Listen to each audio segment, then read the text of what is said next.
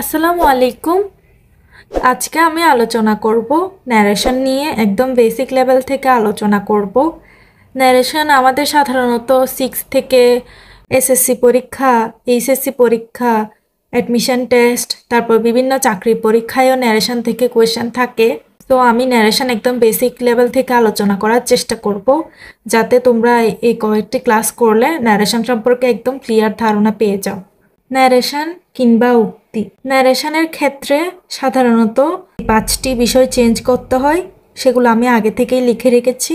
Reporting ভার্বের পরিবর্তন, conjunction বসাতে হবে, বিরাম চিহ্নের ব্যবহার, পার্সনের পরিবর্তন, টেন্সের পরিবর্তন, আর একটি আছে নিকটবাচক শব্দকে দূরবাচক শব্দে রূপান্তর।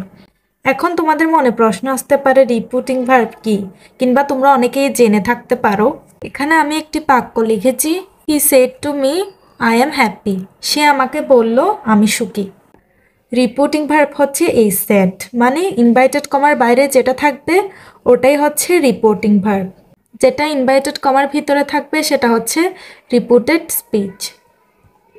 রিপোর্টিং ভার্ব, রিপোর্টেড স্পিচ এগুলো কখনোই আসে না এরকম করে আলাদা করে।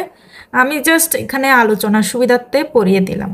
এখন কনজাংশন। এখানে কনজাংশন হিসেবে আমরা যখন ডিরেক্ট থেকে ইনডিরেক্ট করতে যাব, তখন এটা যেহেতু অ্যাসার্টিভ সেন্টেন্স, এখানে দ্যাট আনতে হবে। এটা হচ্ছে কনজাংশন বসাতে হবে। বিরাম চিহ্নের ব্যবহার, এখান থেকে কমা, ইনভার্টেড কমা এগুলো উঠে যাবে। এটা হচ্ছে বিরাম চিহ্নের ব্যবহার। এছাড়া রয়েছে পার্সনের পরিবর্তন। এখানে এই যে সাবজেক্টের যে 3টি ফর্ম থাকে এগুলো আমি লিখে রেখেছি।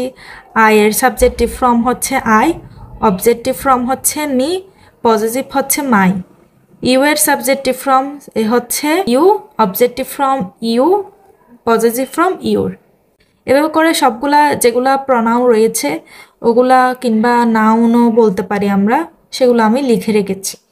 আর ন্যারেশনের ক্ষেত্রে কিছু বিষয় তোমাদেরকে মুখস্থ রাখতে হবে। এই তালিকাটা 4টা তোমরা মেমোরাইজ করে নিবা। এরপরে রয়েছে টেন্সের পরিবর্তন। কোন টেন্সে রূপান্তর হয়। ডিরেক্ট ন্যারেশনে প্রেজেন্ট ইনডিফিনিট থাকলে ইনডিরেক্ট ন্যারেশনে ফার্স্ট ইনডিফিনিট হয়।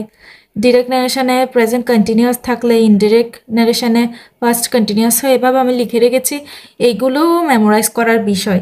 এর পরবর্তীতে রয়েছে নিকটবাচক শব্দকে দূরবাচক শব্দে রূপান্তর।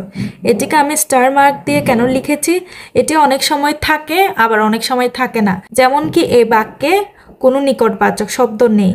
আমি এখানে লিখে রেখেছি ডিরেক্ট ন্যারেশনের ক্ষেত্রে দিস থাকলে সেটা ইনডিরেক্টে দ্যাট হবে, দিস থাকলে দোস হবে, হিয়ার থাকলে দেয়ার হবে, এগো থাকলে বিফোর হবে। এগুলো আমি লিখে রেখেছি।